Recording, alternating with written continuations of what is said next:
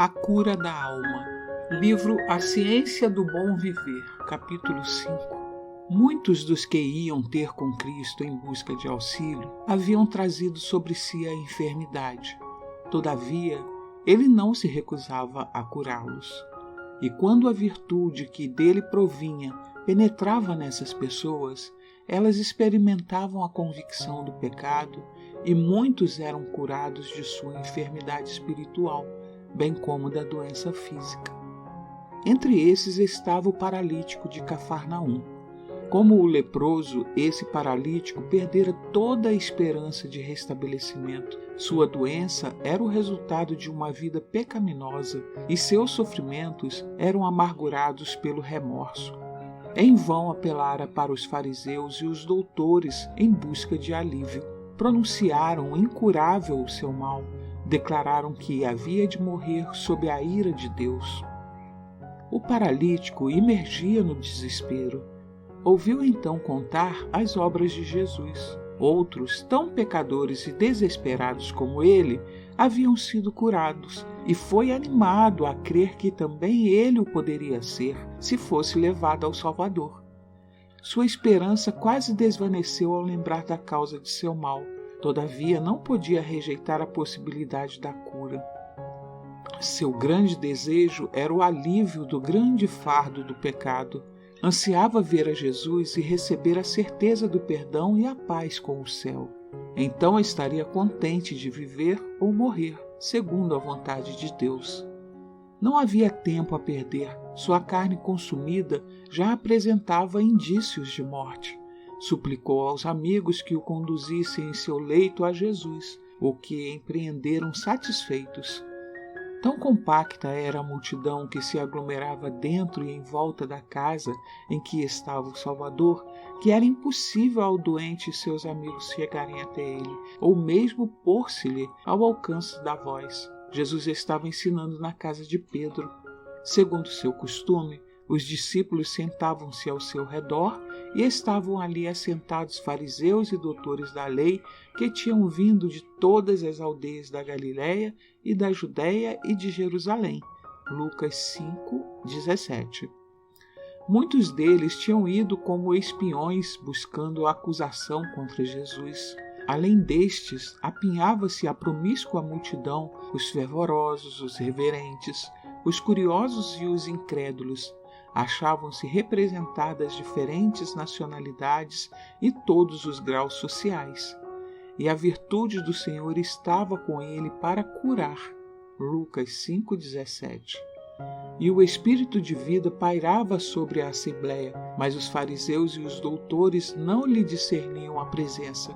Não experimentavam nenhum sentimento de necessidade e a cura não era para eles.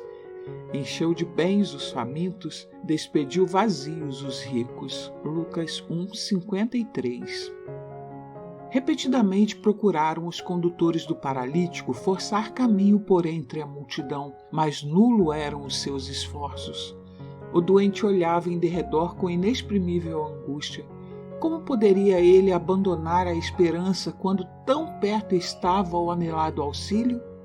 Por sugestão sua, os amigos o suspenderam para o telhado da casa e, abrindo o teto, baixaram-no aos pés de Jesus. O discurso foi interrompido. O Salvador contemplou a dolorosa fisionomia e viu os olhos súplices nele cravados. Bem conhecia ele o anelo daquela alma oprimida. Fora Cristo quem lhe infundira a convicção à consciência quando ele ainda se achava na própria casa. Quando se arrependera de seus pecados e crera no poder de Jesus para restaurá-lo, a misericórdia do Salvador lhe abençoara o coração. Jesus observava-o desenvolver-se no primeiro tênue raio de fé a convicção de que ele era o único auxílio do pecador e a vira se fortalecer a cada esforço por chegar à sua presença. Fora Cristo que atraíra o sofredor a si. Agora, em palavras que soavam qual música aos ouvidos atentos do enfermo, o Salvador disse: Filho, tem bom ânimo, perdoados te são os teus pecados. Mateus 9:2. O peso da culpa cai da alma do doente. Não pôde duvidar. As palavras de Cristo revelam seu poder de ler o coração. Quem pode negar seu poder de perdoar pecados? A esperança toma o lugar do desespero e a alegria ou do depressivo acabrunhamento. Desaparece o sofrimento físico do homem e todo o seu ser se acha transbordando, sem mais nada pedir, repousa em tranquilo silêncio, demasiado feliz para falar. Com a respiração suspensa de interessados que estavam, muitos observavam cada gesto nesse estranho acontecimento. Muitos sentiam que as palavras de Cristo eram um convite para eles mesmos. Não eram eles enfermos da alma por causa do pecado? Não estavam ansiosos de ser libertados desse fardo? Mas os fariseus, receosos de perder a influência para com o povo, diziam em seu coração: por que diz este assim blasfêmias? Quem pode perdoar pecados senão Deus? Marcos 2:7. Fixado neles o olhar, sobre o qual se intimidaram e retrocederam, Jesus disse: por que pensais mal em vosso coração? Pois o que é mais fácil? Dizer ao paralítico: perdoados te são os seus pecados, ou levanta-te e anda? Ora, para que saibais que o Filho do Homem tem na terra autoridade para perdoar pecados, disse ele voltando-se para o paralítico: levanta-te, toma tua cama e vai para a tua casa. Mateus 9, 4-6. Então, aquele que havia sido levado num leito a Jesus, pôs-se de pé com a elasticidade e a força de um jovem, e tomando logo o leito, saiu em presença de todos, de sorte que todos se admiraram e glorificaram a Deus, dizendo: nunca vimos nada igual. Marcos 2:12. Nada menos que poder criador exigia ou restituir à saúde aquele decadente corpo. A mesma voz que comunicou vida ao homem criado do pó da terra infundira vida ao paralítico, e o mesmo poder que dera vida ao corpo renovara o coração. Aquele que, na criação, falou e tudo se fez, que mandou e logo tudo apareceu, Salmos 33:9, comunicar a vida à alma morta em ofensas e pecados. A cura do corpo era uma evidência do poder que renovara o coração. Cristo mandou que o paralítico se erguesse e andasse, para que saibais, disse ele, que o Filho do Homem tem na terra autoridade para perdoar pecados. Mateus 9:6. O paralítico encontrou em Cristo tanto a cura da alma como a do corpo. Ele necessitava a saúde da alma antes de poder apreciar a do corpo. Antes de poder ser curado a enfermidade física, Cristo precisava dar alívio à mente e purificar a alma do pecado. Essa lição não deve ser passada por alto. Existem hoje milhares de pessoas a sofrer de doenças físicas, as quais, como paralítico, estão ansiando a mensagem: perdoados te são os teus pecados. Mateus 9:2. O fardo do pecado, com seu desassossego e desejos não satisfeitos, é o fundamento de uma doença. Não podem encontrar alívio enquanto não forem ter com o médico da alma. A paz que tão somente ele pode comunicar restituiria vigor à mente e saúde do corpo. O efeito produzido no povo pela cura do paralítico foi como se o céu se houvesse aberto e revelado as glórias do mundo melhor. Ao passar por entre a multidão, o homem que havia sido curado, bendizendo a Deus a cada passo e levando sua carga como se fosse penas, o povo recuava para lhe dar passagem e fitava-o com fisionomia cheia de respeito, murmurando suavemente entre si: hoje vimos prodígio. Lucas 5:26. Grande regozijo houve na casa do paralítico quando ele voltou para a família, levando com facilidade o leito em que fora penosamente conduzido dentre eles pouco antes. Reuniram-se ao seu redor com lágrimas de alegria, mal ousando crer no que os seus olhos viam. Ele ali estava no pleno vigor da varonilidade. Aqueles braços que antes estavam sem vida achavam-se agora prontos a obedecer-lhe à vontade. A carne antes encolhida e arroxeada era agora fresca e rosada. Ele caminhava com passo firme e desembaraçado. Alegria e esperança achava-se impresso em cada traço de seu rosto, e uma expressão de pureza e paz havia tomado o lugar dos vestígios do pecado e do sofrimento. Alegres ações de graça subiram daquele lar, e Deus foi glorificado por meio do seu Filho, que restituíra a esperança ao destituído dela e força ao abatido. Esse homem e sua família estavam prontos a dar a vida por Jesus. Nenhuma dúvida ofuscava sua fé. Nenhuma descrença lhes prejudicava a fidelidade para com aquele que lhes trouxera a luz ao ensombrado lar. Bendize, ó minha alma, ao Senhor, e tudo que há em mim bendiga o seu santo nome. Bendize, ó minha alma, ao Senhor, e não te esqueças de nenhum de seus benefícios. É Ele que perdoa todas as tuas iniquidades e sara todas as tuas enfermidades, quem redime a tua vida da perdição, de sorte que a tua mocidade se renova como a águia. O Senhor faz justiça e juízo a todos os oprimidos. Não nos tratou segundo os nossos pecados, nem nos retribuiu segundo as nossas iniquidades. Como um pai se compadece de seus filhos, assim o Senhor se compadece daqueles que o temem, pois Ele conhece a nossa estrutura, lembra-se de que somos pó. Salmos 103, 1 a 6, 10, 13 e 14. Queres ficar são? Ora, em Jerusalém há, próximo à Porta das Ovelhas, um tanque, chamado em hebreu Betesda, o qual tem 5 alpendres. Neste jazia grande multidão de enfermos, cegos, coxos e paralíticos, esperando o movimento das águas. João 5, 2 e 3.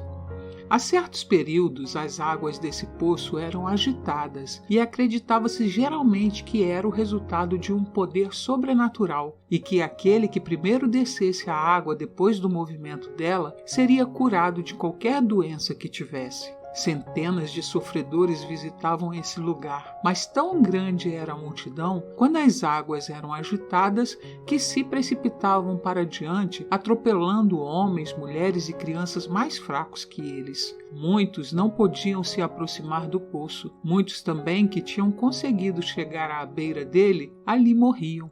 Haviam sido construídos abrigos em volta do lugar, a fim de proteger os doentes do calor do dia e do frio da noite. Alguns passavam a noite nesses alpendres, arrastando-se para a margem do tanque dia após dia, na vã esperança de cura. Jesus achava-se em Jerusalém. Caminhando sozinho, em aparente meditação e oração, chegou ao poço. Viu os míseros aflitos vigilantes por aquilo que julgavam sua única oportunidade de cura. Ele almejava exercer seu poder restaurador, curando cada um daqueles sofredores. Mas era sábado, multidões estavam se dirigindo ao templo para o culto e ele sabia que tal ato de cura despertaria o preconceito dos judeus, os quais cerceariam sua obra. Mas o Salvador viu um caso de supremo infortúnio. Era de um homem que estava inválido há 38 anos. Sua doença era, em grande parte, resultado de seus hábitos maus e era considerada como um juízo de Deus.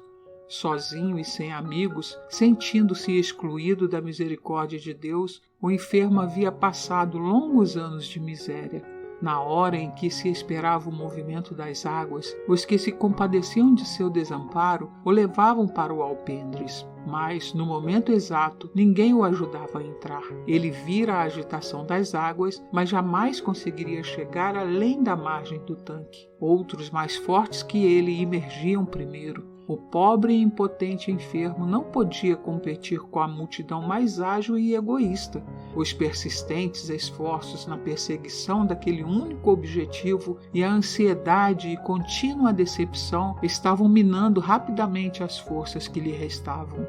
Jazia o enfermo em sua esteira, erguendo às vezes a cabeça para olhar o tanque, quando o terno e compassivo rosto se curvou para ele e lhe prenderam a atenção as palavras. Queres ficar são? João 5,6.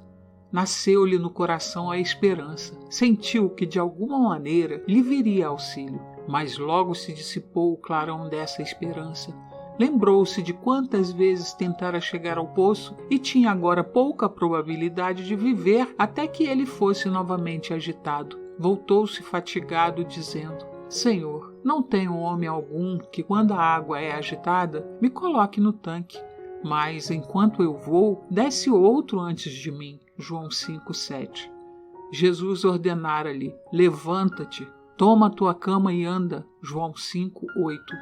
Renovada a esperança, o enfermo olha para Jesus. A expressão de seu semblante e o tom da sua voz são diferentes de tudo o mais que ele vira antes. Sua própria presença parece irradiar amor e poder.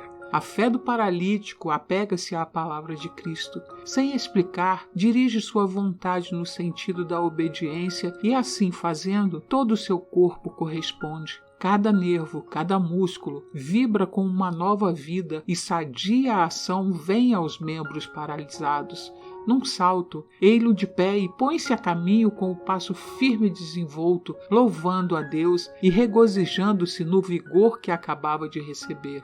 Jesus não dera ao inválido qualquer certeza de auxílio divino. O homem poderia ter dito: Senhor, se me puseres são, obedecerei à tua palavra. Poderia haver-se detido para duvidar, tendo assim perdido seu único ensejo de cura. Mas não. Ele creu na palavra de Cristo, creu que estava são, fez imediatamente o esforço e Deus lhe deu o poder, determinou andar e andou. Agindo segundo a palavra de Cristo, foi curado. Pelo pecado, fomos separados da vida de Deus. Nossa alma acha-se paralítica. Não somos, por nós mesmos, mais capazes de viver uma vida santa do que o impotente homem era capaz de andar. Muitos compreendem sua impotência, anelam aquela vida espiritual que lhes trará harmonia com Deus e estão se esforçando por obtê-la, mas em vão. Em desespero clamam: miserável homem que sou, quem me livrará do corpo dessa morte? Romanos 7:24. Que essas almas abatidas em luta olhem para o alto. O Salvador inclina-se sobre a aquisição de seu sangue, dizendo com inexprimível ternura e piedade: queres ficar são? João 5:6.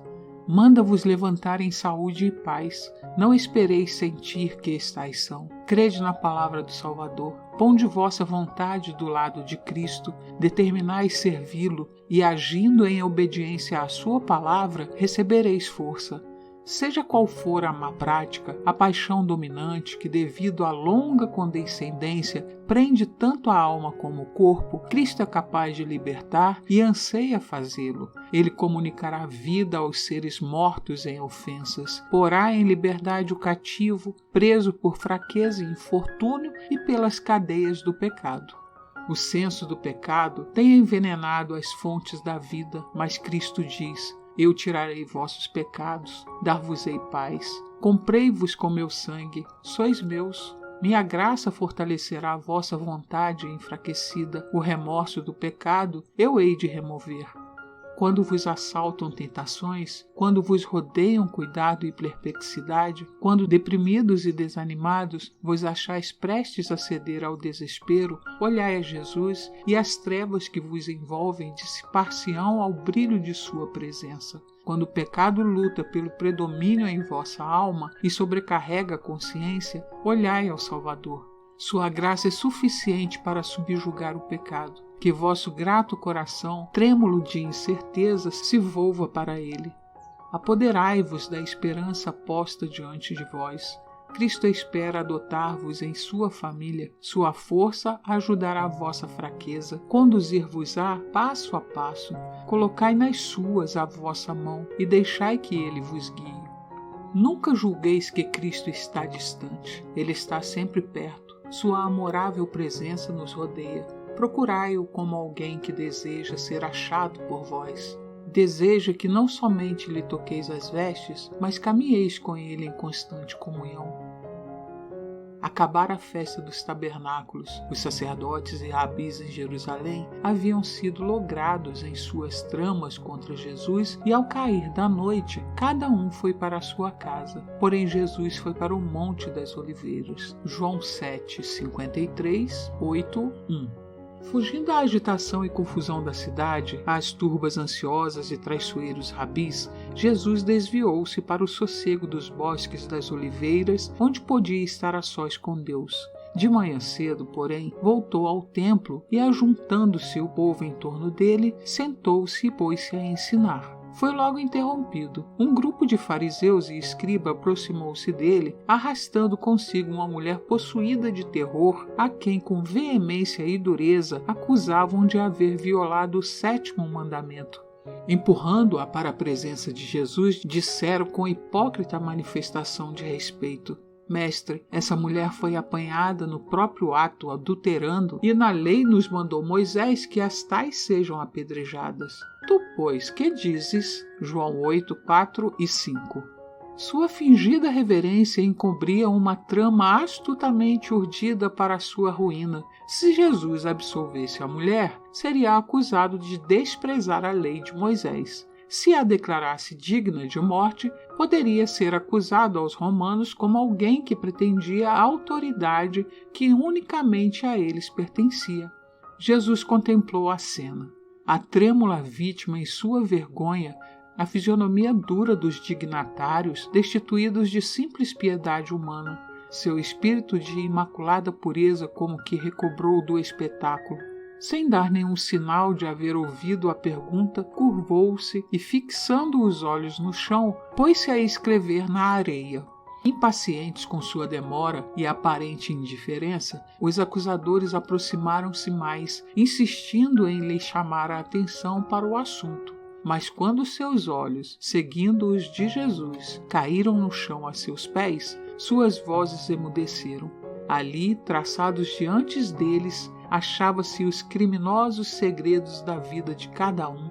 Erguendo-se e fixando os olhos nos astuciosos anciões, Jesus disse: Aquele que dentre vós está sem pecado, seja o primeiro que atire pedra contra ela. João 8, 7. E, inclinando-se, continuou a escrever. Ele não pusera de lado a lei mosaica, nem desrespeitara a autoridade romana. Os acusadores foram derrotados. Agora, havendo-se-lhe sido arrancadas as vestes de pretendida santidade, ali estavam culpados e condenados em presença da infinita pureza. Tremendo, não fosse a oculta iniquidade de sua vida exposta perante a multidão, cabisbaixos retiraram-se furtivamente, deixando sua vítima com o compassivo Salvador. Jesus ergueu-se e, olhando para a mulher, disse: Onde estão aqueles teus acusadores? Ninguém te condenou? E ela disse: Ninguém, Senhor. E disse-lhe Jesus: Nem eu também te condeno. Vai-te e não peques mais. João 8, 10 e 11.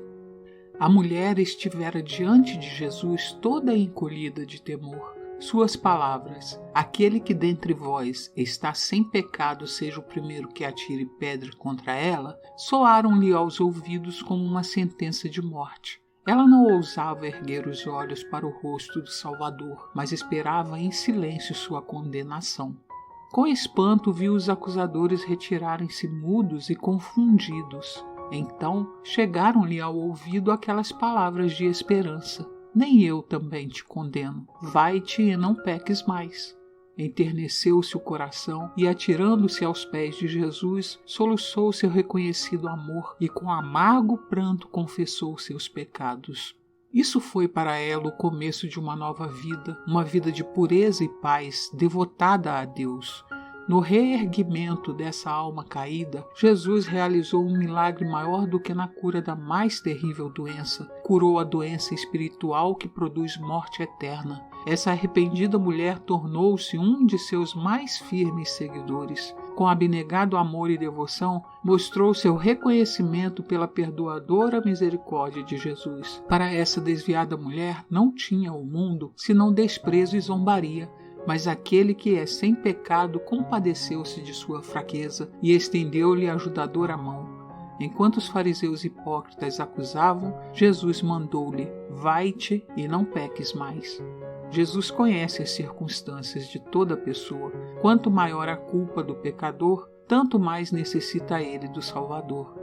Vinde então e arguí-me, diz o Senhor, ainda que os vossos pecados sejam como a escarlata, eles se tornarão brancos como a neve, ainda que sejam vermelhos como o carmesim, se tornarão como branca lã. Isaías 1, 18. Seu coração de divino amor e simpatia é atraído acima de tudo para aquele que se acha mais desesperadoramente enredado nos laços do inimigo. Com o próprio sangue assinou ele a carta de emancipação da raça humana. Jesus não deseja que fiquem desprotegidos ante as tentações de Satanás os que por tal preço foram adquiridos. Não deseja que sejamos vencidos e venhamos a perecer. Aquele que fechou a boca aos leões na cova e andou com seus fiéis por entre as chamas da fornalha, está igualmente disposto a trabalhar em nosso favor, a subjugar todo o mal em nossa natureza. Hoje está ele ao altar da misericórdia, apresentando perante Deus as súplicas dos que lhe desejam o auxílio. Não repele nenhuma criatura chorosa e arrependida, perdoa abundantemente a todos quantos vão ter com ele em busca de perdão e restauração. Ele não conta a ninguém tudo quanto poderia revelar, mas manda a toda alma tremente que tenha ânimo. Quem quiser pode apoderar-se da força de Deus e fazer paz com ele, e ele fará paz. Aqueles que se volvem para ele em busca de refúgio, Jesus ergue acima das acusações e da contenda das línguas. Nem homem nem anjo mau algum podem compreendê-los. Cristo os liga à sua própria natureza divino-humana. Eles se acham ao lado do grande Salvador na luz que procede do trono de Deus. O sangue de Jesus purifica de todo o pecado. 1 João 1:7. Quem intentará acusação contra os escolhidos de Deus? É Deus quem os justifica. Quem os condenará? Pois é Cristo quem morreu, ou antes, quem ressuscitou dentre os mortos, o qual está à direita de Deus e também intercede por nós. Romanos 8:33 e 34. Sobre os ventos e as ondas, e sobre homens possessos de demônios, mostrou Cristo que tinha absoluto poder. Aquele que fez emudecer a tempestade e acalmou o revoltoso mar comunicou paz a espíritos enlouquecidos e subjugados por Satanás. Na sinagoga de Cafarnaum, estava Jesus falando sobre sua missão de libertar os escravos do pecado. Foi interrompido por um urro de terror. Um louco precipitou-se para a frente, por entre o povo, gritando: "Ah, que temos nós contigo, Jesus Nazareno? Vieste destruir-nos? Bem sei quem és, o Santo de Deus." Marcos 1:24. Jesus respondeu o demônio dizendo: "Cala-te e sai dele." E o demônio lançou-o por terra no meio do povo, saiu dele sem lhe fazer mal. Lucas 4:35.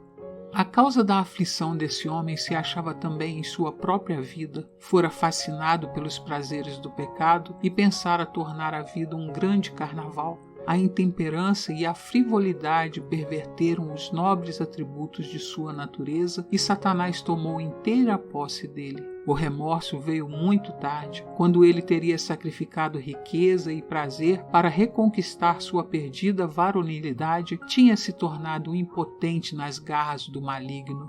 Na presença do Salvador, foi despertado para ansiar a liberdade, mas o demônio resistia ao poder de Cristo. Quando o homem tentava apelar para Jesus em busca de socorro, o mau espírito pôs-lhe nos lábios as palavras e ele gritou em angústia de temor. O endemoniado compreendeu em parte achar-se em presença daquele que o podia pôr em liberdade, mas quando tentou colocar-se ao alcance daquela poderosa mão, outra vontade o segurou. As palavras de outro foram por ele proferidas. Foi terrível o combate entre o poder de Satanás e seu desejo de libertação. Parecia que o torturado homem devesse perder a vida na luta com o inimigo que fora a ruína de sua varonilidade.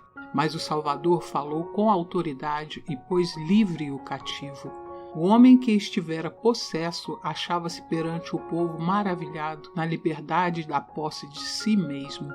Com voz de júbilo deu louvores a Deus pelo livramento. Os olhos que, ainda há pouco, fulguravam com o brilho da loucura, cintilavam agora de inteligência e nadavam em lágrimas de reconhecimento. O povo emudecera de pasmo. Assim que recuperaram a palavra, exclamavam uns aos outros: "Que é isso? Que nova doutrina é esta? Pois com autoridade ordena aos espíritos imundos e eles lhes obedecem." Marcos 1:27. Hoje existem multidões tão verdadeiramente sob o poder dos maus espíritos como estava o endemoniado de Cafarnaum. Todos aqueles que voluntariamente se apartam dos mandamentos de Deus estão se colocando sob o domínio de Satanás. Muito homem brinca com o mal, julgando que o pode deixar quando lhe aprouver, mas é engodado mais e mais, até que se encontra dominado por uma vontade mais forte que a sua própria. Não pode escapar ao seu misterioso poder. Pecado secreto ou paixão dominante o pode reter cativo, tão impotente como se achava o endemoniado de Cafarnaum. Todavia, sua condição não é desesperadora. Deus não domina nossa mente sem nosso consentimento, mas toda pessoa é livre para escolher o poder que deseja domine sobre ela. Ninguém caiu tão baixo, ninguém há tão vil que não possa encontrar libertação em Cristo. O endemoniado, em lugar de oração, não podia proferir senão as palavras de Satanás. Porém, o silencioso apelo do seu coração foi ouvido. Nenhum grito de uma alma em necessidade, mesmo sem ser enunciado em palavras, será desatendido. Os que concordam em entrar em concerto com Deus não são deixados entregues ao poder de Satanás ou à enfermidade de sua própria natureza. Tirar-se-ia a presa ao valente? Ou os presos justamente escapariam? Assim diz o Senhor: por certo que os presos se tirarão ao valente, e a presa do tirano escapará, porque eu contenderei com os que contendem comigo, e os teus filhos eu remirei. Isaías 49, 24 e 25. Maravilhosa será a transformação operada naquele que pela fé abre a porta do coração ao Salvador. Dize-lhes: vivo eu, diz o Senhor Jeová, que não tenho prazer na morte do ímpio, mas que o ímpio se converta do seu caminho e viva. Ezequiel 33, 11. Porém, se vos parece mal aos vossos olhos servir ao Senhor, escolhei hoje a quem servais. Porém, eu e a minha casa serviremos ao Senhor. Josué 24, 15. Como os 12 apóstolos, os 70 discípulos a quem Cristo enviou mais tarde receberam dons sobrenaturais como selo de sua missão. Quando sua obra estava concluída, voltaram com alegria dizendo: Senhor, pelo teu nome até os demônios se nos sujeitam. Lucas 10, 17. Jesus respondeu: eu via Satanás como raio cair do céu. Lucas 10, 18. Dali em diante, os seguidores de Cristo deviam olhar Satanás como um inimigo vencido.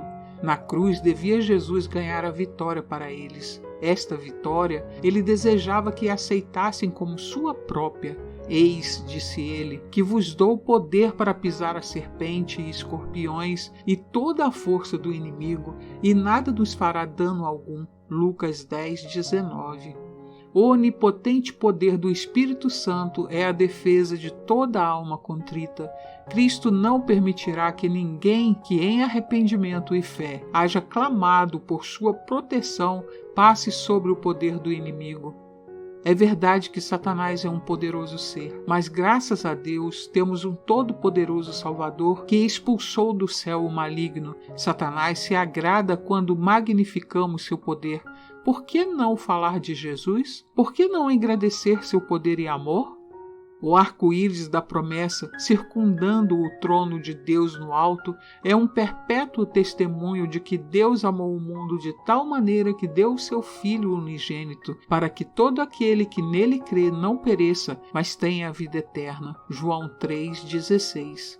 Ele testifica diante do universo que Deus nunca abandonará seus filhos na luta com o mal. É para nós uma garantia de força e proteção enquanto durar o próprio trono.